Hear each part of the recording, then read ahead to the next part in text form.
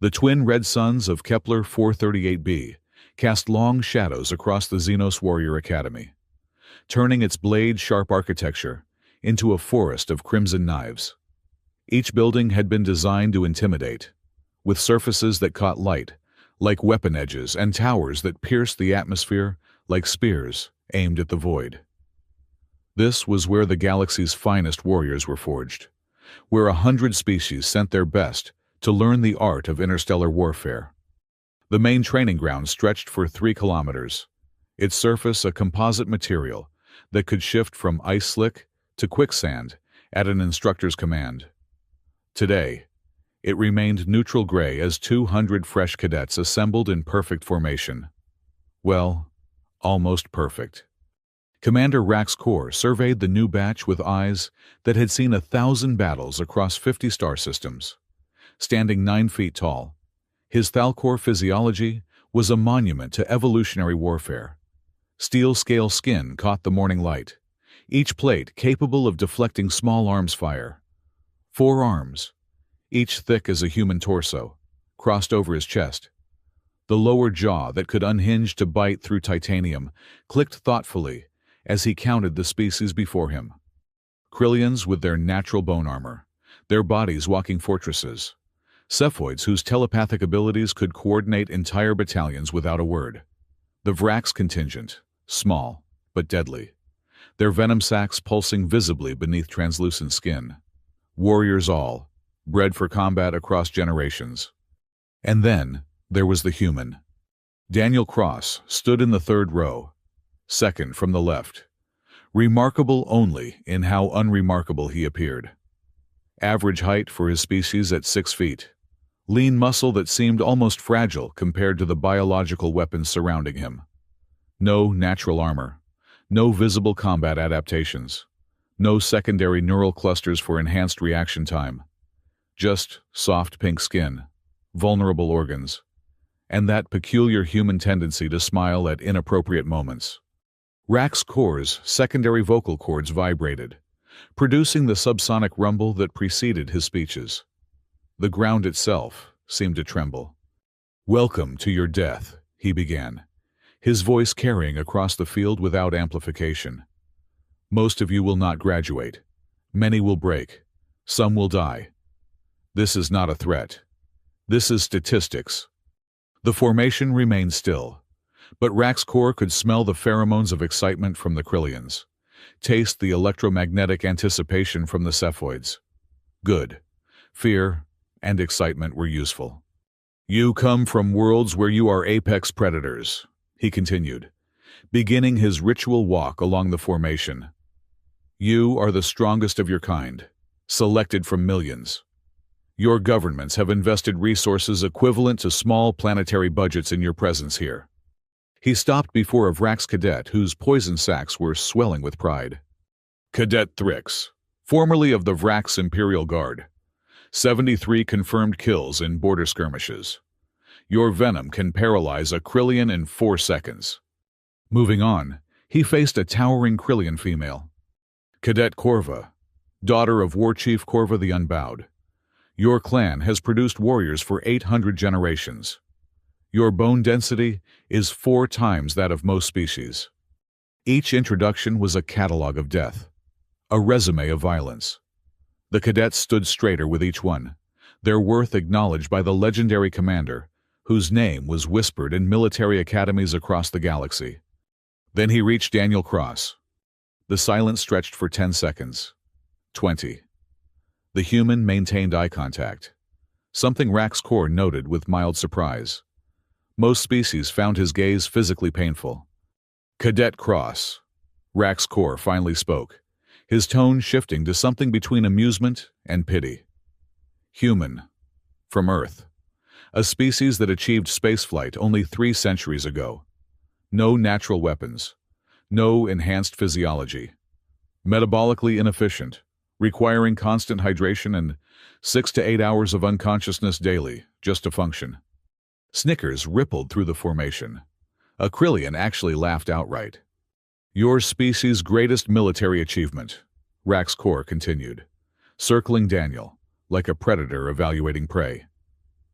was nearly destroying yourselves with atomic weapons before you even left your home planet. In the Galactic Combat Registry, humans are classified as Category 4 support personnel.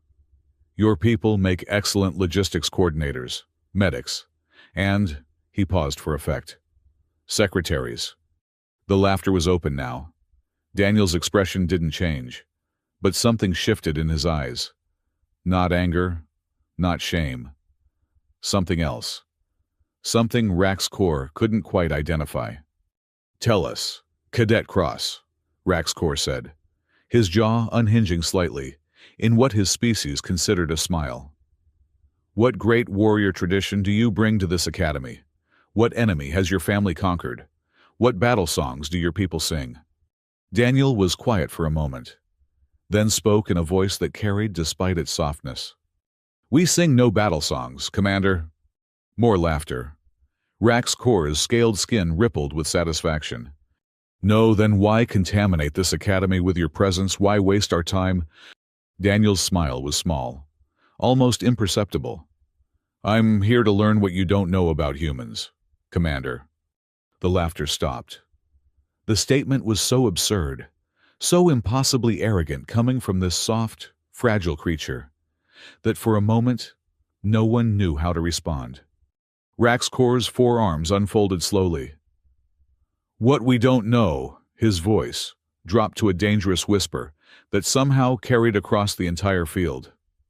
"I have studied every military species in the known galaxy. I have personally killed representatives of 43 different races in sanctioned combat. What could we possibly not know about a species whose greatest evolutionary advantage is running away slightly faster than the things trying to eat them?" "Everything that matters," Daniel replied. The atmospheric processors hummed in the silence that followed. 300 yards away, a maintenance drone stopped its work, its AI sensing the sudden spike in tension. Rax-Kor's jaw clicked 3 times, a sign of extreme amusement among his kind. "Cadet Cross believes he has something to teach us." He turned to address the entire formation. "This is perfect. The human will serve as our example. In every exercise, every trial, every test, you will see what weakness looks like. You will see why some species conquer stars, while others barely manage to leave their gravity wells." He turned back to Daniel. "You will not quit. That would be too easy. You will complete every task, attempt every challenge, and fail every standard. And when you break, when you finally understand your place in the galactic hierarchy, perhaps your species will learn to stop sending their young to die in places they don't belong." "Understood, Commander," Daniel said. "Sir," Rax-Kor corrected. "You will address me as Sir." "Understood, Commander," Daniel repeated, exactly the same tone. The challenge hung in the air like a charged particle beam.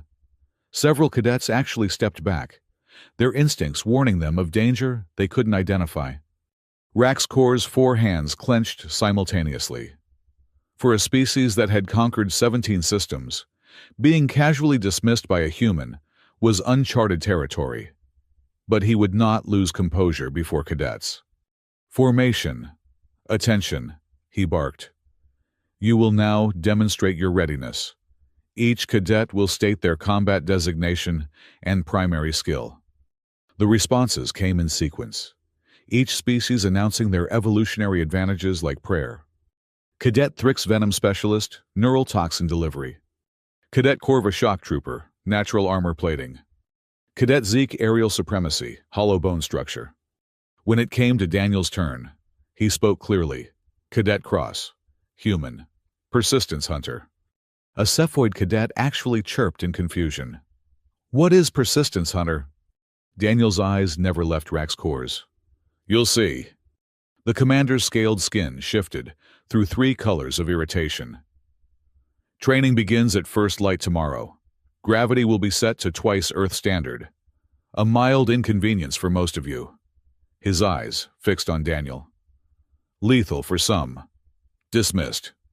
As the formation broke, Daniel remained still for a moment longer than the others, looking up at the twin suns.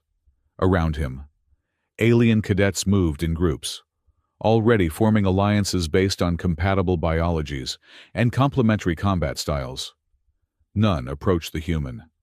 From his observation platform, Rax Kor watched the human finally move, walking with that peculiar human gait that looked so inefficient compared to other species. No natural weapons, no armor, no enhanced senses. Just soft meat wrapped around fragile bones. The commander's third arm reached for his tactical pad, making a note. Human cadet shows irrational confidence. Estimated time to breaking 4 days. Will make excellent example of natural selection in action. In the distance, Daniel Cross had stopped at the Academy's memorial wall, reading the names of graduates who had died in service. His hand reached out, not quite touching the surface, tracing the air above names from 100 worlds. Then he smiled again, that same small expression that meant nothing and everything. Above them, the twin suns began their descent, painting the Academy the color of blood. Tomorrow, the breaking would begin. The first training session arrived with a gravitational punch that drove most cadets to their knees. The gravity generators hummed beneath the training floor, cranking the pressure to twice Earth standard as promised. For the Krillians, it was barely noticeable. The Vrax moved with slight sluggishness.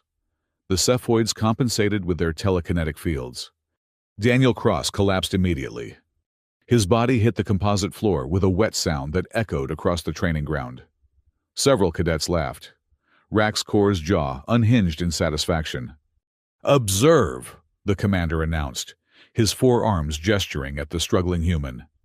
"The human body operates at such narrow parameters that a mere doubling of gravity becomes life-threatening. Cadet Cross, you have permission to crawl to the medical bay." Daniel, pushed against the floor, arms shaking, managed to get to his hands and knees. Blood vessels burst in his eyes from the pressure, turning them red. His breathing came in desperate gasps. "Actually crawling," Thrix observed, his venom sacs pulsing with amusement. "Like prey animal." Daniel made it 6 meters before collapsing again. This time he stayed down for 30 seconds, 40, 50. Then he got up again. By the time he reached the edge of the training ground, every cadet was watching. It had taken him 43 minutes to cross what they covered in seconds. His nose was bleeding. His hands left bloody prints on the floor. "Pathetic," Rax Kor announced, "but instructive. Now, combat drills." The next 3 hours were systematic humiliation, paired against a young Krillian for strength testing. Daniel's maximum bench press barely moved what his opponent used as a warm-up weight. In speed trials, even the bulky Thalkor cadets lapped him twice before he finished. The reaction time tests were almost comical. While Cephoids responded to stimuli in nanoseconds, Daniel's human nervous system operated at what seemed like geological speeds. "Your turn, Cross," Rax Kor called during weapons training. "Show us Earth's mighty warriors in action." Daniel picked up the training rifle, a standard plasma weapon used across the galaxy. His shots hit the target. Not the center, not with any spectacular grouping, but they hit, consistently, methodically. "Mediocre," Rax Kor dismissed. "Cadet Zeke, show him how it's done." The aerial specialist grabbed the rifle and fired in a blur, creating a perfect hole in the target center with overlapping shots. But something odd happened during the endurance run that afternoon. The course was 20 kilometers under maintained double gravity. Most cadets planned to sprint it, their superior physiologies making it a matter of speed rather than stamina. Daniel started at a slow jog, painfully slow. "The human has given up already," Corva laughed, her bone plates rattling with mirth as she sprinted past him. 15 minutes later, she passed him again, having lapped him. Daniel was still jogging at exactly the same pace, face red, sweat soaking through his training uniform. But the pace unchanged. 30 minutes in, the Vrax cadets had finished, collapsing at the finish line despite their completion. The Krillians were slowing, their massive frames requiring enormous energy to move under the increased gravity. Daniel passed several cadets who had stopped to rest. Still the same pace, still the same rhythm, like a metronome made of meat and determination. Increase gravity to 2.5 Earth standard. Rax Corps ordered the technician. The human needs to understand his limits. The change was instant. 3 cadets immediately dropped out, unable to continue. Daniel stumbled, caught himself, and kept jogging. Slower now, but still moving. An hour in, half the cadets had finished but could barely stand. The other half had dropped out. Daniel was still out there, alone on the track, each step looking like agony. Still moving. "He's going to die," a Cephoid cadet whispered. "Good," Rax Corps replied. "A necessary lesson." Hour 2. Daniel had covered barely 12 kilometers. His uniform was so soaked with sweat, it looked like he'd been swimming. His breathing was audible from the observation deck, but the rhythm never changed. Step, step, step, step. "Commander," the medical officer of Rax named Dr. Yexel approached Rax Corps. "His vitals are concerning. Heart rate at 190. Core temperature approaching dangerous levels. He can quit any time," Rax Corps said. "He might die first. Then he dies as an example." Step, step, step, step. By hour 3, every cadet had gathered to watch. The sun was setting, casting long shadows. Daniel was a silhouette of suffering, each movement looking like it might be his last. 18 kilometers covered. "This is insane," Corva muttered. Her respect for strength didn't extend to stupidity. Thrix studied the human with new interest. "His lactic acid levels must be beyond toxic. How is he still moving?" Step, step, step, stop. Daniel stood at the 19-kilometer mark, swaying. For the first time in 3 hours, he had broken rhythm. He turned his head toward the observation deck, toward Rax Corps, and did something unexpected. He smiled, blood on his teeth from where he'd bitten his tongue, eyes bloodshot, face purple from exertion. Smiling. Then he took another step, and another, and another. When he crossed the finish line at 3 hours and 37 minutes, he didn't collapse. He stood there, swaying but upright, staring at Rax Corps. "Cadet Cross reporting. Run complete. Commander." Then he collapsed. The medical team rushed forward, loading him onto a hover stretcher. Dr. Yexel's scanner was beeping urgently. Severe dehydration, muscle damage, 3 stress fractures in his feet, minor kidney damage. "Will he survive?" Rax Corps asked, his tone suggesting he didn't particularly care either way. "Yes, humans have a remarkable recovery ability. He'll be functional by tomorrow." "Pity." That night, in the medical bay, Daniel lay in a recovery pod as nanobots repaired the damage he'd inflicted on himself. Most cadets avoided the medical wing, but Thrix found himself standing outside, staring through the observation window. "Why didn't you stop?" he asked, though Daniel was unconscious and couldn't hear him. The next morning's combat simulation was worse. Full, tactical scenario. Urban warfare in a mock city. Daniel's team consisted of 5 other cadets, who had been assigned to him as punishment for minor infractions. "Great," Cadet Mex, Acrylian, growled. "Stuck with a defective human." The exercise was simple. Capture the flag from the opposing team, led by Zeke, the top-rated cadet in aerial combat. Standard tactics suggested a fast assault, using superior speed and strength to overwhelm. "We go through the center," Mex announced. "Fast strike. The human can stay here and guard our flag." "No," Daniel said quietly. Everyone turned to stare at him. He was still pale from yesterday's ordeal, moving stiffly from the muscle damage. "No," Mex's bone plates shifted aggressively. "You don't give orders here, meat. They expect a central assault. Zeke will have aerial superiority there. We need to go underground." "Underground?" Another cadet laughed. "Through the maintenance tunnels, those are barely half a meter wide." "Exactly." The argument lasted 5 minutes before Mex simply overruled him. They would do a standard assault. Daniel could follow or stay behind. The simulation lasted 4 minutes. Zeke's team destroyed them completely, picking them off from above while they tried to push through the center. The final score was humiliating. "Pathetic," Rax Core announced to the assembled teams. "Though expected when you're handicapped by weak links." His eyes fixed on Daniel. "Perhaps tomorrow you should simply forfeit. Save everyone the embarrassment." "Request permission to run the simulation again, Commander," Daniel said. The field went silent. Again, Rax Core's jaw clicked with amusement. "You wish to fail twice in one day? I wish to show you something about persistence hunting, Commander." Rax Core considered this. More humiliation could only reinforce the lesson. "Granted. Same teams. Begin." This time, Daniel didn't argue with Mex. He simply disappeared the moment the simulation started. Mex cursed, but proceeded with the same plan. 3 minutes in, as Mex's team was being slaughtered again in the central plaza, alarms started going off in Zeke's base. Their flag was gone.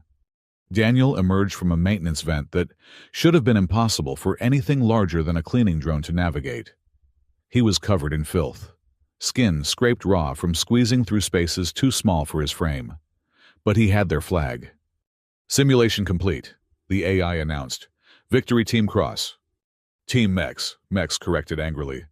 "Negative," the AI responded. "Cadet Cross scored the only point. Team designation updated." The observation deck was silent. Zeke looked genuinely confused. "The maintenance tunnels aren't meant for biological passage." "They're not meant for your biology," Daniel corrected, setting down the flag. His hands were bleeding from where he'd torn fingernails, clawing through the vents. "Humans can compress our skeletal structure, dislocate joints voluntarily, and continue functioning with extreme tissue damage. We evolved as persistence hunters. We don't need to be faster or stronger. We just need to find a way and keep going until we get there." Rax Core's forearms crossed simultaneously. "Look, tomorrow we'll see how you perform in real combat." Hand-to-hand combat day arrived with fanfare. The cadets would face each other in elimination rounds. No weapons, just natural ability. The Krillians were favored, their bone plating making them nearly invulnerable. The Vrax could end a fight with a single venomous touch. Daniel's first opponent was a Cephoid named Cadet Relis. The telepathic species weren't physically imposing, but their ability to read neural patterns made them impossible to surprise. "I can see your every move before you make it," Relis said as they entered the ring. "This will be quick." It was quick, but not how anyone expected. Daniel didn't try to surprise Relis. He didn't use feints or misdirection. He simply walked forward, taking hit after hit, letting Relis read his mind and counter perfectly. A strike to his ribs that would have shattered Cephoid bones. A blow to his knee that should have ended the fight. Daniel took them all and kept walking forward. "Why won't you fall?" Relis backed away, panic entering his voice. He could read Daniel's mind, could see exactly what the human was thinking, and what he saw there scared him. Daniel wasn't thinking about winning. He wasn't thinking about moves or counters. He was just thinking about walking forward. One step, then another, then another. An empty mind focused on a single action, like a predator following wounded prey across an endless savanna. Relis tried to run, but the ring was only 10 meters wide. Daniel cornered him, still taking hits, blood running from a dozen wounds, and simply grabbed the Cephoid in what humans called a bear hug. "Yield!" Relis screamed. "I yield!" "Match to Cadet Cross," the referee announced, confusion evident in his tone. Daniel released Relis and limped out of the ring. He'd won by doing nothing but walking forward and accepting damage that would have stopped any sensible being. "Unconventional," Rax Core admitted. "But you won't always be able to simply absorb damage." Daniel's next match was against Corva. The Krillian was 2 feet taller, 100 pounds heavier, and covered in natural armor that had evolved over millennia of combat. She broke 3 of his ribs in the first exchange. Daniel stepped back, coughing blood, and then did something that made even Rax-Kor lean forward. He dislocated his own shoulder. The pop was audible across the training ground. Several cadets looked away. Korva hesitated, confused, with his arm hanging at an impossible angle. Daniel suddenly had reach around her armor plates. He grabbed a pressure point behind her knee that her species' evolution had never needed to protect, because no opponent would voluntarily destroy their own body to reach it. Korva's leg buckled as she fell. Daniel's dislocated arm wrapped around her throat in a hold that shouldn't have been possible with human anatomy. His other arm locked it in place. "Your armor doesn't cover everything," he whispered. Korva tried to break free, but every movement required Daniel to endure agony from his destroyed shoulder and broken ribs. Any other species would have released the hold from pain alone. Daniel held on. "Yield!" Korva finally gasped. Medical rushed forward as Daniel released her. He stood there, arm hanging uselessly, ribs visibly displaced beneath his skin, still on his feet. "Get him to medical," Dr. Yexel ordered. "After the next match," Daniel said. "You can't fight with these injuries," the doctor protested. "I can't fight well with these injuries," Daniel corrected. "There's a difference." His third opponent was Thrix. The Vrax looked almost apologetic as they entered the ring. "One touch and my venom will paralyze you," Thrix warned. "Just forfeit." Daniel shook his head. "You know what's interesting about human evolution, Thrix?" "What?" "We're one of the only species that evolved alongside our own poisons. Alcohol, capsaicin, caffeine. We consume neurotoxins for recreation." Thrix struck fast, his venomous touch catching Daniel's already injured shoulder. The paralytic agent entered his bloodstream immediately. Daniel's left arm went dead. Then his left leg started to tremor. By any measure, the fight was over. But Daniel's right arm still worked. As Thrix moved in for a second, unnecessary touch, Daniel's functional hand grabbed the Vrax's venom sac and squeezed. The scream Thrix made was unlike anything the cadets had heard. Having pressure applied directly to a venom gland was like having someone squeeze a human's eye. "Fun fact," Daniel said, his words slurring from partial paralysis. "Humans have the strongest grip strength to body weight ratio of any great ape. It's from our ancestors needing to hang from branches." He squeezed harder. Thrix's venom sac began to leak inside his own body. The toxins, meant for enemies flooding his own system. Yield medical." Daniel let go and promptly collapsed, his body finally succumbing to the paralysis. But he'd won 3 matches. As the medical team loaded both combatants onto stretchers, Rax-Kor stood over Daniel's paralyzed form. "You're destroying yourself to prove a point that doesn't matter," the commander said. "You won through self-destruction, not strength." Daniel's eyes moved to look at him, the only part of his body still functional. "Persistence," he managed to whisper through paralyzed lips. "Hunting." That evening, the cadets gathered in the mess hall, segregated by species as always. Except tonight, there was a small crowd around the human table. "How?" Mex asked directly. "How do you keep going when your body is failing?" Daniel, pumped full of nanobots and antivenom, looked exhausted but alert. "Humans have a saying," he said. "Pain is temporary, but quitting is forever." "That's insane," Zeke said. "No, that's human. We evolved on a planet that tried to kill us constantly. Predators, weather, disease, other humans. We survived by being too stubborn to die.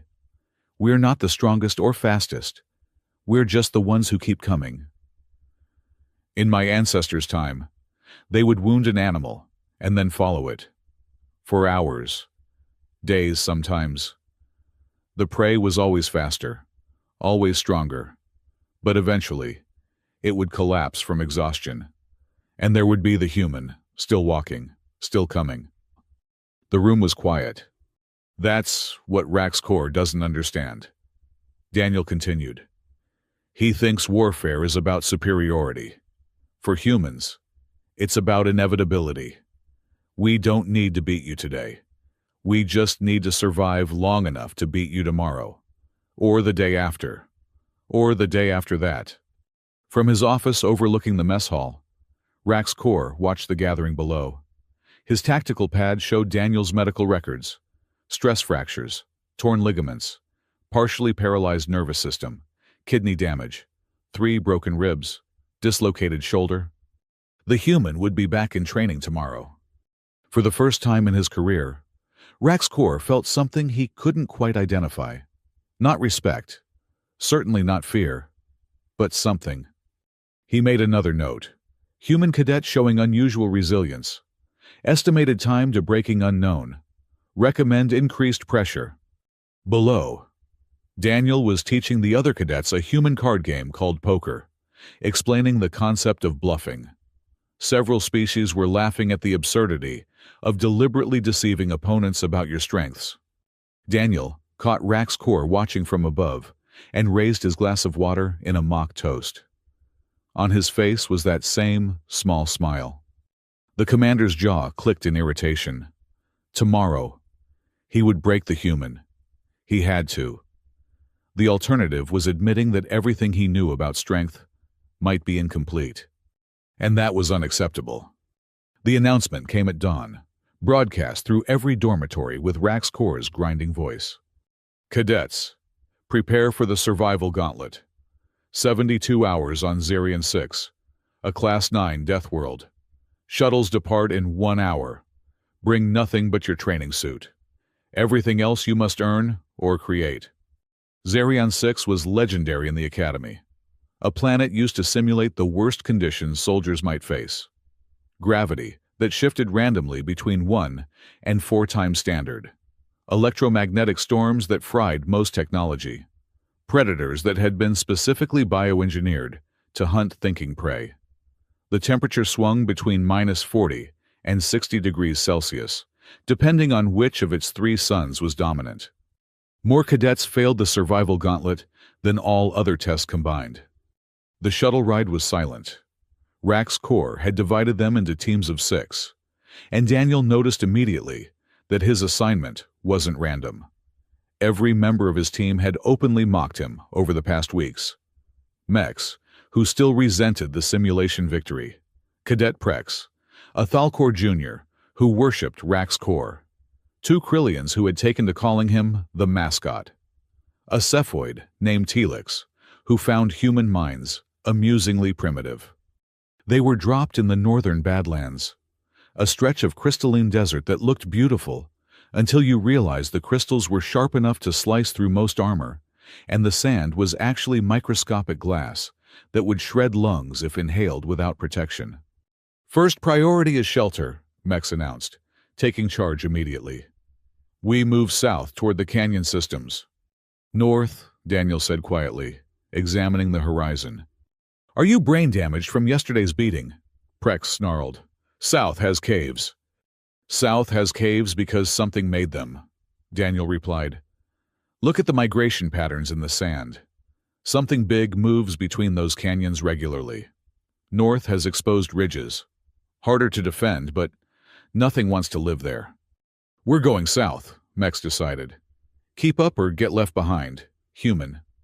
They made it 3 kilometers before the first attack. The creature erupted from the crystalline sand like a nightmare made of teeth and silicon-based flesh. A Zarian Sandstalker. 8 meters of predator, specifically designed to test cadets. Its hide reflected light, like mirrors, making it nearly invisible until it moved. The Krillians charged immediately, their warrior instincts taking over.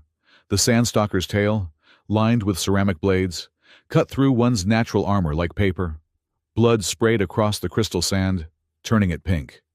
Formation, Beta, Mex shouted. But panic had already set in. Prex was firing his emergency flare, wasting their only signaling device. Telix tried to establish a mental link with the creature and screamed as its alien consciousness overwhelmed him. Daniel hadn't moved. He stood perfectly still, watching the creature's attack pattern. 4 seconds between tail strikes. It favored its left side, suggesting an old injury. It kept its belly low, protecting something. The stomach, he said to no one in particular. It's pregnant. The Sandstalker turned toward him, sensing new prey. Daniel picked up a handful of the glass sand. "What are you doing?" Mex screamed. Daniel threw the sand into the wind, creating a glittering cloud. The Sandstalker's mirror hide suddenly worked against it, reflecting and refracting light in 1,000 directions. It roared, disoriented. "Pregnant predators don't fight to kill," Daniel said calmly, backing away slowly. "They fight to drive threats away. Stop attacking and move back, slowly." "That's insane," Prex shouted. But Daniel was already demonstrating, taking careful steps backward, making himself small, non-threatening. The Sandstalker watched him, its 6 eyes tracking his movement, but its aggressive posture shifted. One by one, the others copied him. The creature held its ground, tail raised but not striking, until they were 50 meters away. Then it burrowed back into the sand, heading south toward the canyons, toward the shelter they had almost chosen. "How did you know?" Telix asked, his mental voice shaky from the contact. "Humans spent 1,000,000 years avoiding predators before we became apex ones," Daniel said. "We learned to read them. All predators have rules, even artificial ones." They headed north. The ridge Daniel had spotted was brutal. No shelter from the sun, no water, nothing but bare rock and exposure. The team was furious. "We're going to die up here," one of the Krillians complained, as the temperature hit 50 degrees.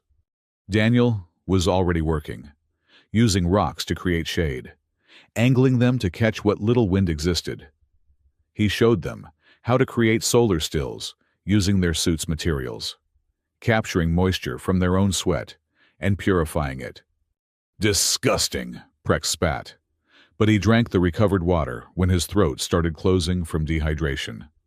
When night fell and the temperature plummeted, Daniel had them huddle together, explaining how shared body heat was more efficient than individual survival. The proud warriors who would never normally touch each other spent the night pressed close, staying alive. On the second day, the electromagnetic storm hit. Their emergency beacons died immediately. The neural implants that some species relied on for navigation went haywire. Telix collapsed, clutching his head as the interference wreaked havoc on his telepathic abilities. "We need to get to lower ground," Mex said, panic creeping into his voice. "No," Daniel said, pulling off his suit top. "We go higher." "Are you insane? The storm will fry us." Daniel was already moving, tearing his suit into strips. "Help me build this." He created a crude Faraday cage, using the metallic fibers in their suits and the iron-rich rocks around them. It was ugly, barely functional, but it worked. They spent 6 hours huddled inside while lightning struck all around them, the cage directing the energy into the ground. "Where did you learn this?" Mex asked. "Earth has storms too," Daniel replied. "We just learned to live with them instead of hiding from them." The third day brought the swarm. Thousands of insectoid creatures, each no bigger than a thumb, but with mandibles that could strip flesh from bone in seconds. They moved like a silver cloud across the ridge, consuming everything organic in their path. The team's energy weapons were useless, the shots just scattering the swarm without reducing its numbers. The Krillians' armor meant nothing to creatures that could crawl through gaps. Prex's 4 arms just gave them more surface area to attack. Daniel started a fire. Not a normal fire, but a chemical one using minerals he'd been collecting for 2 days. The smoke was thick, black, and absolutely toxic. It rolled down the ridge like a living thing. "You're going to kill us!" Telix screamed. "Cover your faces with the wet cloth from the solar stills," Daniel ordered. "The smoke is heavier than air. It'll flow down and around us." The swarm hit the smoke and recoiled. The insects couldn't navigate through the chemical cloud, their simple nervous systems overwhelmed by the toxins. They diverted around the team's position like water around a stone. "That smoke could have killed us," Mex said afterward. "But it didn't," Daniel replied. "Sometimes survival isn't about the safe choice. It's about the choice that kills you slower than the alternative. By the evening of the third day, they had survived everything Zarian 6 had thrown at them. The team that had started as 6 individuals who despised their human teammate had become something else. Not friends, exactly, but survivors bound by shared experience. When the retrieval shuttle arrived, Rax Core was standing in the bay, reviewing footage from the surveillance drones that had tracked each team. "Interesting tactics, Cadet Cross," he said, his tone giving nothing away. "Very human." "Thank you, Commander." It wasn't a compliment. Your entire strategy revolved around avoiding confrontation, hiding from storms, running from predators, using tricks instead of strength. "We survived," Daniel said simply. "So did Team 8, and they fought off 2 Sandstalkers." "How many did they lose?" Rax Core's jaw clicked. Team 8 had lost 3 members. "Survival isn't just about living, Commander," Daniel continued. "It's about bringing everyone home. That's what humans do. We're pack animals. We don't leave people behind." "Touching," Rax Core said. "But wars aren't won with sentiment." Later, in the debriefing room, something unexpected happened. Mex stood up during his team's report. "I need to correct something," he said. "I was listed as team leader, but that's wrong. Cadet Cross led us. Every survival decision that worked was his. We lived because of the human." Prex stood next. "Confirmed. I request Cadet Cross be officially recognized as team leader for the record." One by one, the others stood, even the Krillians who had mocked him just days before. Rax Core watched this display with what looked like disgust, but might have been something more complex. "Noted," he said curtly. "Dismissed." As the cadets filed out, Daniel was stopped by Corva, the Krillian he'd defeated in combat training. "That thing you said about pack animals," she said quietly. "My people have a similar concept. We call it the battle bond. Warriors who would die for each other fight harder than those who fight for themselves." "Humans call it brotherhood," Daniel replied. "Whatever you call it, you've earned it from your team. That's unusual. For an alien to earn Krillian respect." She left before Daniel could respond. That night, Rax Core reviewed all the footage again. Every moment of Daniel's 72 hours on Zarian 6. The human had never displayed superior strength, speed, or toughness. But he'd observed, adapted, and survived. More importantly, he'd made others survive. The commander pulled up Daniel's file, then something else. A restricted database. Military records from humanity's first contact, war 300 years ago. The official record said humans had sued for peace after losing several colonies. But there were anomalies in the data. Colonies that should have fallen, but didn't. Enemy ships that disappeared without explanation. Victory through persistence, rather than power. One phrase kept appearing in the classified sections: persistence predation doctrine. Rax Core closed the file and looked out his window toward the human dormitory. A light was still on in Daniel Cross's room. The human was probably studying, preparing for tomorrow's training. He never stopped, never rested, just kept moving forward like some kind of inevitable force. For the first time in his career, Rax Core wondered if he had misunderstood what strength actually meant. In his room, Daniel was indeed studying, but not Academy materials. He was writing in a journal, in an old Earth language few aliens had bothered to learn. Day 43. Progress better than expected. Approximately 60% of class beginning to question traditional superiority metrics. Rax Core showing signs of cognitive dissonance. Estimate another 2 weeks before critical mass achieved. He paused, then added, Note Zarian 6 Sandstalker vulnerable to ultrasonic frequencies. File for future reference. The next morning brought combat drills, and Rax Core paired Daniel against Thrix again, claiming the human needed to prove his previous victory wasn't luck. But something had changed. Thrix hesitated before entering the ring. I want to state for the record, the Vrax announced. That cadet cross has earned my respect. Murmurs rippled through the assembled cadets. Public declarations of respect were rare, especially across species lines. Noted, Raxcor said, his tone sharp. Now fight. The match was different this time. Thrix was cautious, having learned that Daniel would endure any damage to achieve victory. But Daniel didn't fight the same way twice. This time, he talked. You know what's funny about venom, Thrix, Daniel said, circling slowly. It's expensive, metabolically speaking. Your body can only produce so much before exhaustion sets in. Thrix struck, but Daniel was already moving, not to attack, but to avoid. He kept talking. Humans have this hunting method called persistence hunting. We would chase prey for hours, days sometimes. Not fast, just steady. The prey would sprint, rest, sprint, rest. But we just kept coming. Another strike, another evasion. Thrix was getting frustrated, his venom sacs pulsing with each failed attempt. Eventually, the prey would collapse.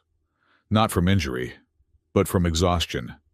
It had spent all its energy running while we just walked.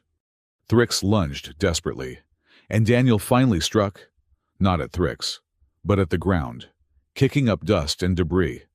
Thrix's eyes, evolved for the clear atmospheres of his homeworld, watered and blurred. Daniel walked through the cloud and placed his hand on Thrix's neck, not striking, just touching. Yield, Daniel said quietly. You've used most of your venom trying to hit me. We both know you can't produce more for hours. Save yourself the embarrassment. Thrix's venom sacs were indeed nearly depleted, something the monitors confirmed. He had perhaps 1 or 2 strikes left, while Daniel was still fresh. I yield, Thrix said. The watching cadets were silent. Daniel had won without throwing a single punch, without taking any damage. He had simply outlasted his opponent's primary weapon. Cowardice, Raxcor announced. Avoiding combat is not victory. Respectfully disagree, Commander, Daniel said. Making your enemy defeat themselves is the purest form of victory. No energy wasted, no damage taken, objective achieved. Combat is about dominance.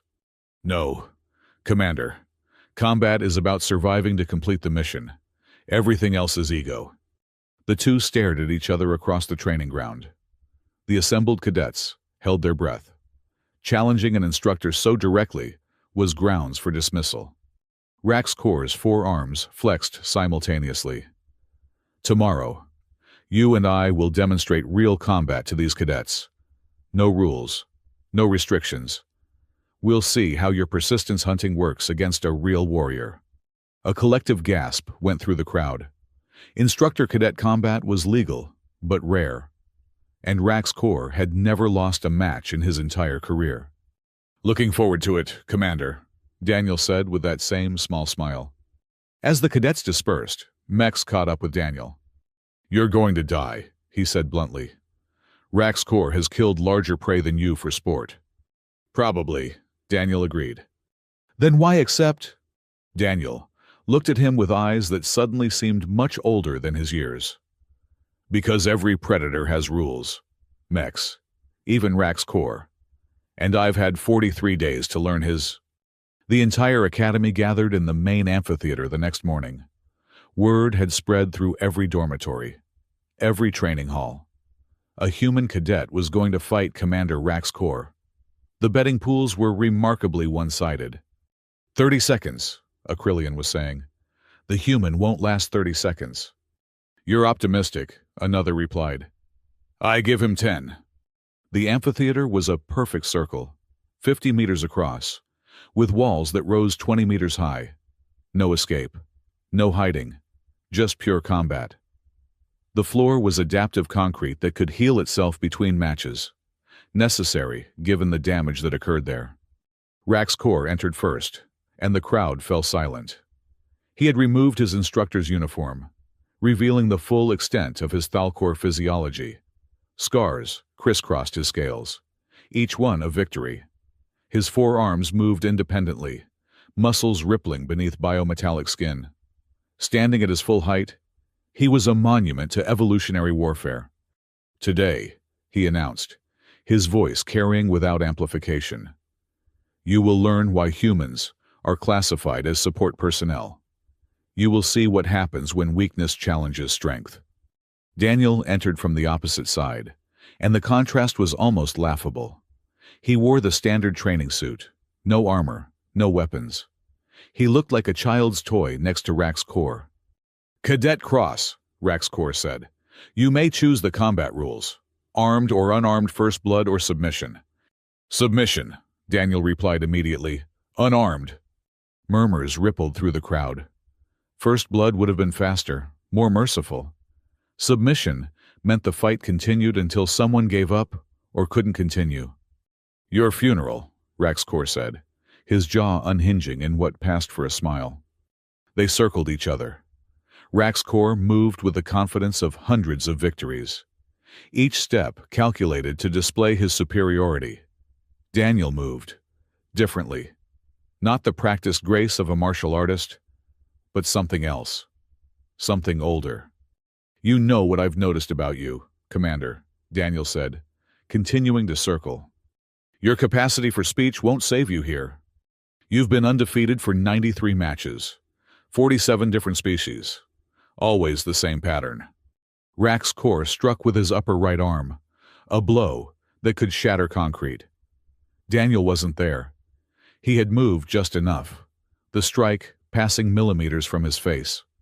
"You always lead with upper right," Daniel continued, as if they were having a conversation over dinner. "It's your strongest arm. 4% more muscle density than the others." Another strike, this time with the lower left. Daniel dropped beneath it, not trying to counter, just observing. "Lower left comes second. You favor combinations that alternate high-low. It's actually quite predictable." Rax Kor's attacks came faster now, all four arms working in devastating sequences. Daniel gave ground, always moving, never quite where the strikes landed. The crowd watched in confusion. He wasn't fighting back, wasn't even trying to win. He was just lasting. "Minute 30, someone whispered. "He's lasted longer than anyone predicted." "You speak of persistence hunting," Rax Kor growled, increasing his assault. "But you cannot win by running forever." "I'm not running," Daniel replied, ducking under a grab that would have crushed his skull. "I'm learning." 5 minutes passed, then 10. Rax Kor's scales began showing the faint discoloration that indicated elevated body temperature. His species, evolved for short, decisive combat, wasn't built for extended exertion. "Your grab attempts follow a pattern too," Daniel noted, sidestepping another lunge. "Always preceded by a shift in your lower left foot. The metallic scales there are 0.3 millimeters thicker. Compensation for an old injury." Rax Kor stopped, all four arms spread wide. "Enough games. Fight me." "I am fighting you," Daniel replied. "Just not the way you expect." The commander charged, using his full mass and speed. 400 pounds of bioengineered warrior moving at 40 kilometers per hour. It should have been like being hit by a vehicle. Daniel dropped to his knees and rolled forward, passing directly under Rax Kor's charge. As he passed, his hand shot up, fingers finding a specific point where scales met beneath the commander's lower right arm. Rax Kor's right side went numb. The crowd gasped. The commander staggered, his lower right arm hanging uselessly. "Pressure point," Daniel explained, getting back to his feet. "Your species has 17 major nerve clusters. That one controls motor function for the entire right quadrant. It'll wear off in about 3 minutes." "How could you know that?" Rax Kor snarled, compensating with his remaining arms. 43 days of watching you move. Every demonstration, every gesture. You teach combat, Commander. But you also teach anatomy every time you move. Humans are very good at pattern recognition. It's how we survived before we had claws or fangs." The fight resumed, but the dynamic had changed. Rax Kor was more cautious, his confidence shaken. Daniel continued his strategy, always moving, always talking. Your metabolic rate is increasing. Heart rate approximately 200 beats per minute. For your species, that's approaching dangerous levels. 15 minutes. 20. Rax-Cor's attacks were slowing, his breathing audible throughout the amphitheater. The biometallic scales that made him nearly invulnerable also made heat dissipation inefficient. You're overheating, Daniel observed. Your species evolved on a cold world. This temperature, combined with exertion, is pushing your thermal regulation to its limits. Silence. Rax-Cor lunged again, desperate now. This time, Daniel didn't completely evade.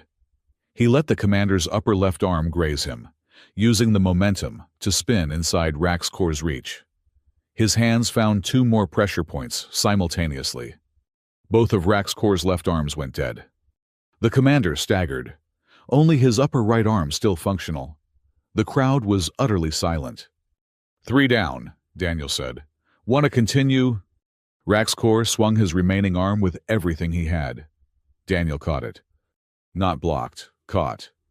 The human's hands wrapped around the commander's wrist, and for the first time, Daniel truly exerted himself. Every muscle in his body contracted, veins standing out like cables, teeth gritted with effort. Humans have one more advantage, Daniel said through gritted teeth. We're pursuit predators, but we're also primates. We evolved to climb, to hang, to grip. Our hands can maintain a hold longer than any other manipulation appendage in the known galaxy. He was hanging from Rax-Cor's arm now, his entire body weight pulling the commander off balance. Rax-Cor tried to shake him off, but with 3 arms numb and his thermal regulation failing, he couldn't generate enough force. You want to know what humans really are? Commander, Daniel said, still hanging on. We're the species that looked at creatures stronger than us, faster than us, deadlier than us, and decided to hunt them anyway. Not because we could overpower them, but because we could outlast them.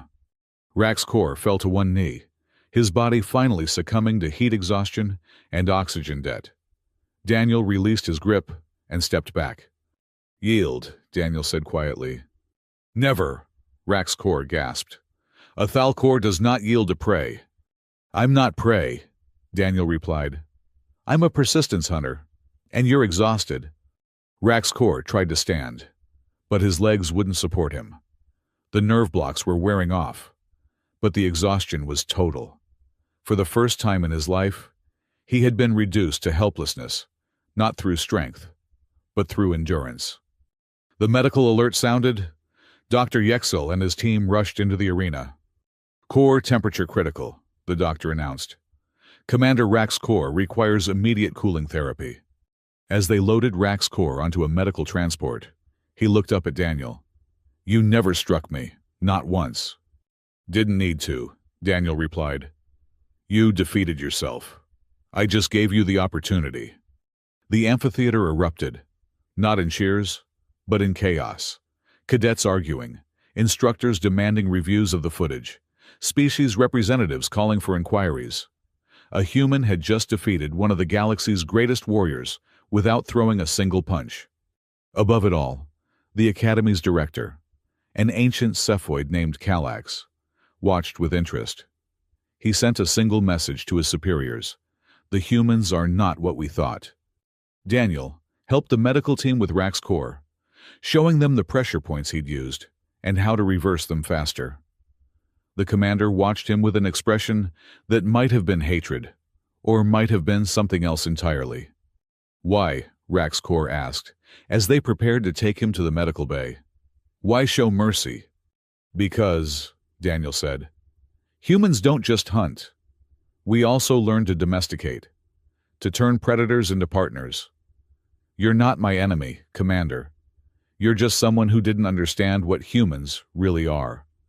And what are you really? Daniel's smile was different this time. Not small, not mysterious, genuine. Survivors, and we're very, very patient. The aftermath was immediate and chaotic. Emergency councils were convened within hours. The Academy's neural network buzzed with encrypted communications between species representatives. A human defeating a Thalcor instructor wasn't just unexpected. It was theoretically impossible, according to every combat model in the galaxy's military databases.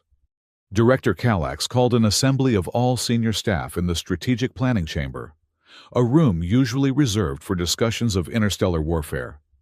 "Play it again," General Threx of the Krillian delegation demanded. The hologram materialized, showing the fight from multiple angles. 23 minutes of Daniel Cross systematically dismantling one of the galaxy's apex warriors without striking a single blow. "It has to be fake," insisted Commander Varix, a Cephoid tactical analyst. "The human must have used some form of chemical enhancement. Blood tests confirm no foreign substances," Dr. Yexil reported. Cadet Cross's chemistry was entirely baseline human throughout the encounter. Elevated adrenaline and cortisol, but within normal parameters for his species under stress. "Then how?" Threx slammed two of his 4 fists on the table. "How does prey defeat a predator?" "By changing the definition of the hunt," Kallax said quietly. Everyone turned to the ancient Cephoid. "We've been measuring combat effectiveness by the wrong metrics: speed, strength, natural weapons. But the human demonstrated something we haven't quantified." "Endurance is hardly revolutionary," Varix scoffed. "Not just endurance, tactical patience. The ability to suffer without breaking while simultaneously analyzing and adapting. The human brain, which we've dismissed as slow, was processing combat data for 23 minutes straight, while under extreme physical stress." The room fell silent as the implications sank in. "I'm recommending immediate changes to our training protocols," Kallax continued, "and reclassification of humans from Category 4 to be determined." Meanwhile, in the medical bay, Rax Kor regained consciousness to find Daniel sitting beside his recovery pod, reading a tactical manual. "Why are you here?" Rax Kor's voice was hoarse. "Wanted to make sure you were okay," Daniel replied without looking up. "Heat exhaustion can cause permanent damage in your species, if not treated properly. You studied our medical weaknesses too." "I studied everything. Your culture, your history, your biology." Sun Tzu, an ancient human strategist, said to know your enemy and know yourself. And you need not fear the result of 100 battles. Rax Kor was quiet for a moment. "We are not enemies." "No," Daniel agreed. "We're not." "Then why humiliate me?" Daniel finally looked up. "That wasn't humiliation, Commander. That was education. The galaxy needs to understand that humans aren't weak. We're just different. And different doesn't mean inferior." "The Academy Board is meeting about you," Rax Kor said. "They're trying to decide if what you did was legitimate combat, or some form of deception." "What do you think?" Rax Kor's jaw clicked slowly. "I think I've been a fool. For 43 days. You showed me exactly what you were capable of, and I was too arrogant to see it. Every injury you endured, every task you completed through suffering rather than strength. You were demonstrating human warfare doctrine." "Persistence predation," Daniel said. "We call it winning ugly. The board wants me to testify about our match. They expect me to claim unfair tactics, demand a rematch." "Will you?" "No." Rax Kor's forearms shifted, a gesture of respect among his people. "I lost fairly. More importantly, I learned something. The galaxy is changing. Cadet Cross. New threats emerge every cycle. We need warriors who think differently." The next morning, Daniel was summoned to the director's office. He expected disciplinary action, possibly expulsion for embarrassing an instructor. Instead, he found the room full of military officials from a dozen species. "Cadet Cross," Director Kallax began. "Your performance has raised significant questions about our understanding of combat effectiveness. We've reviewed not just your match with Commander Rax Kor, but your entire time at this academy." A hologram appeared, showing all of Daniel's training statistics. "By traditional metrics, you rank in the bottom 5% of your class," Kallax continued. But your survival rate, mission completion percentage, and ability to preserve team members are the highest we've ever recorded. I just do what humans do, Daniel said simply. Yes, and that's what concerns us, General Threx interjected. If one human can do this, what happens when you train thousands? What happens if humanity decides the galaxy's current power structure isn't to their liking? We don't want to conquer, Daniel replied. We want to survive. There's a difference. Is there? Varix asked. Your species went from subsistence agriculture to nuclear weapons in less than 10,000 years. You achieved spaceflight barely 3 centuries ago, and now you're defeating our best warriors. That's not just survival. That's exponential advancement. Director Kallax raised a hand for silence. We're establishing a new classification for your species' asymmetric combat specialists. Additionally, we're mandating that all Academy instructors undergo training to understand human warfare doctrine. You want me to teach? Daniel asked. We want you to finish your training first. But yes, eventually we want human perspectives integrated into our curriculum. The galaxy's threats are evolving. We need to evolve too. As Daniel left the office, he found a crowd of cadets waiting in the corridor. Not just his team from Zarian 6, but dozens of others. Krillians, Vrax, Cephoids, even a few Thalcor. We want to learn, Mex said simply. The persistence hunting, the pattern recognition, the endurance through suffering. Teach us. Daniel looked at the assembled aliens, former mockers now students, and nodded. Training starts at dawn. Bring water. Lots of water. Human-style training involves a lot of sweating. That evening, Rax Kor returned to duty, his jaw fully healed, thanks to advanced medical treatment. He entered the training ground to find Daniel leading 40 cadets through something called marathon training. They were just running, slowly, steadily, for hours. This is insane, one Krillian gasped. We're not accomplishing anything. We're accomplishing everything, Daniel corrected, maintaining his pace. We're teaching your bodies to adapt, your minds to endure. Every step makes you harder to kill. Rax Kor watched for an hour, then did something that shocked everyone. He joined them. The sight of the legendary commander running alongside cadets, submitting to training from a human, sent ripples through the entire academy. Within days, the morning runs grew from 40 participants to 300. A week later, during a tactical simulation, something remarkable happened. A mixed-species team using human persistence tactics defeated a traditionally trained team in record time. They didn't overpower their opponents. They exhausted them, harassed them, wore them down until victory was inevitable. We're calling it the Cross Doctrine, Kallax announced at the next assembly. Tactical patience combined with strategic endurance. It's being added to the curriculum immediately. After the assembly, Rax Kor approached Daniel privately. You planned this, the commander said. It wasn't a question. Planned what? All of it. From the first day, you knew I would humiliate you. You knew it would escalate. You knew exactly how our fight would go. Daniel was quiet for a moment. I knew the galaxy needed to see that humans aren't weak.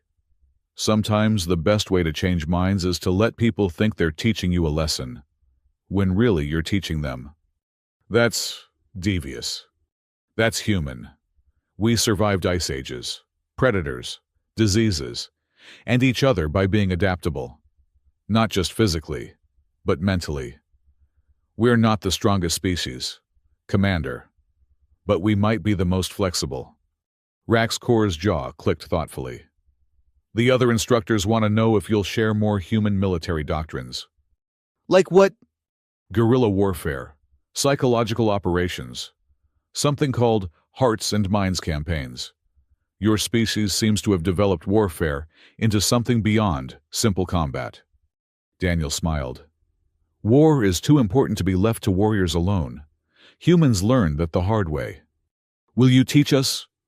Under one condition. Name it. Stop calling humans weak. We're not weak. We're just patient enough to look weak until it matters.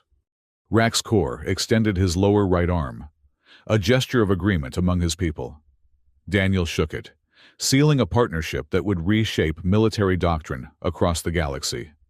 That night, Daniel updated his journal. Day 50. Integration proceeding ahead of schedule. Rax Kor fully converted to new doctrine. Academy beginning fundamental restructuring of combat philosophy. Phase 1, complete. He paused, then added, Note, received encrypted transmission from Earth Command. Phase 2, authorized. Begin preparation for revelation of true mission parameters. 3 months later, Daniel Cross stood before the assembled graduates of Xenos Warrior Academy.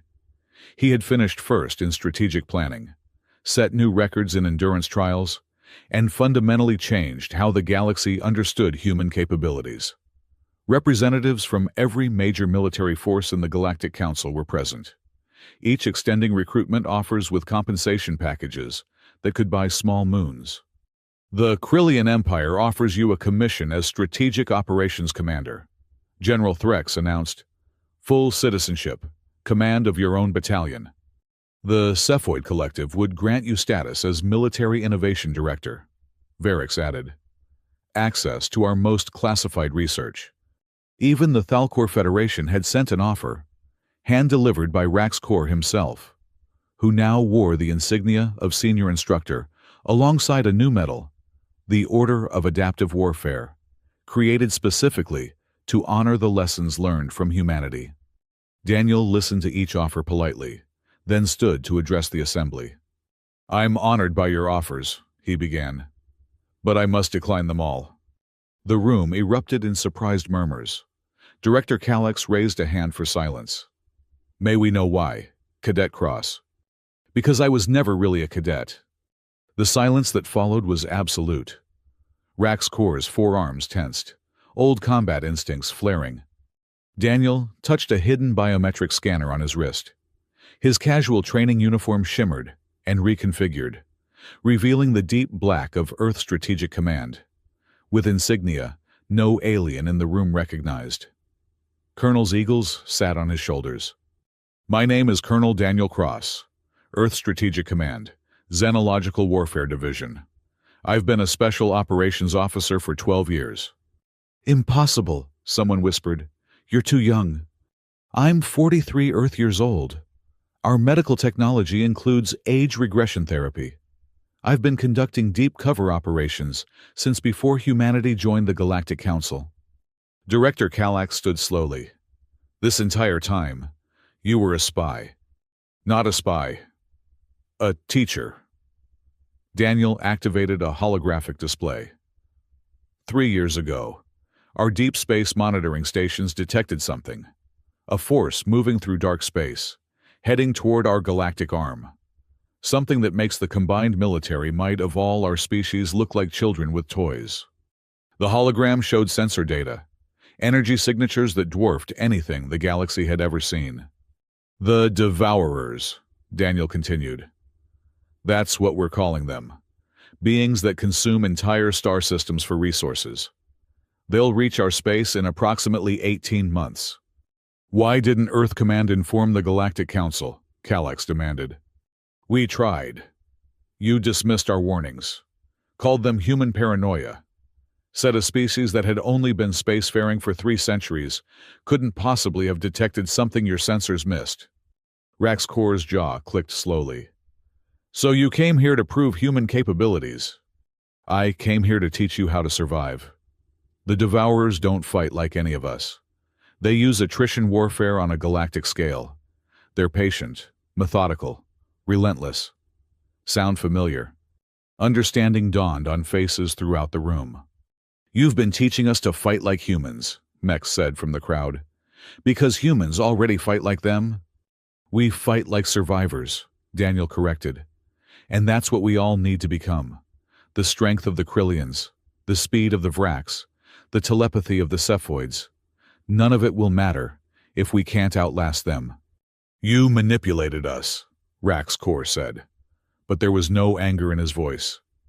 Every humiliation, every victory, orchestrated to change our entire military philosophy. I gave you the tools to survive what's coming. The persistence hunting, the endurance training, the pattern recognition. You'll need all of it. Earth has been preparing for 3 years. We've retrofitted our entire fleet with extended operation capabilities. Our ships might be smaller and weaker than yours, but they can operate for months without resupply. Director Kallax activated his communication implant. I'm calling an emergency session of the Galactic Council. Good, Daniel said. Earth Command has a proposal. A unified force, trained in both traditional combat and human endurance doctrine. We're calling it the Persistence Fleet. Led by humanity, I suppose, General Threx growled. Led by whoever proves most capable, but trained by humans. Yes, we're the only species that spent our entire evolution preparing for this kind of enemy. Over the following weeks, the galaxy transformed. The initial skepticism turned to urgent preparation as long-range sensors confirmed Daniel's data. The Devourers were real, and they were coming. The Persistence Fleet was established with remarkable speed. Every species contributed their best, but all underwent human-design training. Marathon runs in environmental suits, days without sleep, combat scenarios that lasted weeks instead of hours. They learned to embrace suffering as a teacher, exhaustion as a companion. Rax Kor was appointed Joint Commander alongside Daniel, their partnership symbolizing the fusion of traditional strength and human endurance. During a planning session, Rax Kor asked the question that had haunted him for months. That day, when I called humans weak, did you know then that you would break my jaw? Daniel looked confused. Break your jaw? I never broke your jaw. But the plan, the humiliation, making me understand. Commander, if I had broken your jaw, you would have just hated humans more. Violence doesn't change minds. Demonstration does. I needed you to understand, not submit. Then the stories about humans snapping when pushed too far. Daniel smiled. Oh, those are true. Push a human to their absolute limit, and they will break you. But I wasn't at my limit. I was at my beginning. 16 months later, the Devourers arrived. The battle was nothing like the glorious conflicts shown in military propaganda. It was slow, grinding, exhausting. The enemy didn't seek decisive engagement. They probed, retreated, probed again. They tried to wear down the galaxy's defenses through sheer attrition. They had never faced humans before, or a galaxy that had learned to fight like humans. The Persistence Fleet didn't try to match the Devourers' technology. They outlasted it. When the enemy attacked for hours, the fleet endured for days. When the Devourers expected exhaustion after a week of constant harassment, they found defenders still standing, still fighting, still coming. The key moment came when a Devourer command ship, expecting easy prey, pursued what appeared to be a damaged human vessel. The ship, commanded by Captain Sarah Chen, led them on a chase that lasted 43 days. By the end, the Devourer ship had expended all its resources, trying to catch something that simply wouldn't stop running. When it finally ran out of fuel, the entire Persistence Fleet was waiting. You want to know humanity's greatest weapon, Daniel broadcast to the trapped Devourer ship. It's not our technology or our tactics. It's that we spent 200,000 years being the underdog and survived anyway. We're the species that looked at the stars and said, we'll get there eventually. And we did. One step at a time. The Devourers, faced with an enemy that wouldn't break, that seemed to grow stronger under pressure, did something unprecedented. They retreated. Not a rout, but a strategic withdrawal. The galaxy had proven too costly to consume. The return on investment wasn't worth the resources required. In the aftermath, as the United Fleet celebrated, Rax Kor found Daniel standing at the same memorial wall where this story began, adding new names to the list of the fallen. We won, Rax Kor said. We survived, Daniel corrected. There's always another predator out there, but now the galaxy knows what humans always knew. Which is, Daniel traced a finger over the names from 100 worlds, now united by shared sacrifice. That sometimes the weak are just the strong, waiting for their moment. And that persistence, not power, is the ultimate evolutionary advantage. "Will you stay?" Raxcor asked. "The Academy wants you to lead the new training program." Daniel shook his head. "My work here is done. There are other threats, other places that need to learn what you've learned. The galaxy owes humanity a debt. No, we're even. You gave us a place among the stars. We gave you the tools to keep them." As Daniel prepared to leave, hundreds of cadets and instructors gathered to see him off. The human who had arrived as the weakest cadet was departing as the architect of the galaxy's survival. "One last question," Raxcor said. "Was any of it real? The struggle? The pain? The victories?" Daniel smiled, that same expression that had infuriated and mystified Raxcor for so long. Every moment was real. That's what makes humans dangerous. "Commander, we don't pretend to be weak. We use our weakness as a weapon. We turn disadvantage into strategy. We make suffering into strength." He paused at the doorway, looking back one final time. "And we never, ever stop moving forward." Years later, when new cadets arrived at the Xenos Warrior Academy, they would see a statue in the main courtyard. Not a monument to strength or victory, but a simple figure of a human, mid-stride, eyes fixed on some distant horizon. The inscription read, "In honor of Colonel Daniel Cross, who taught the galaxy that the strongest warrior is the one who endures. Persistence conquers all." And in the deepest archives of Earth Strategic Command, a classified file contained Daniel's final report. "Mission complete. The galaxy now understands human doctrine. They see us not as weak, but as survivors. The Devourers were just the first test. Greater threats await. But now, when they come, they won't face individual species trying to prove superiority. They'll face a united galaxy that has learned humanity's greatest lesson. Sometimes, you don't need to be the strongest to win. You just need to be the last one standing." Recommendation: maintain integration protocols. Continue sharing human military philosophy.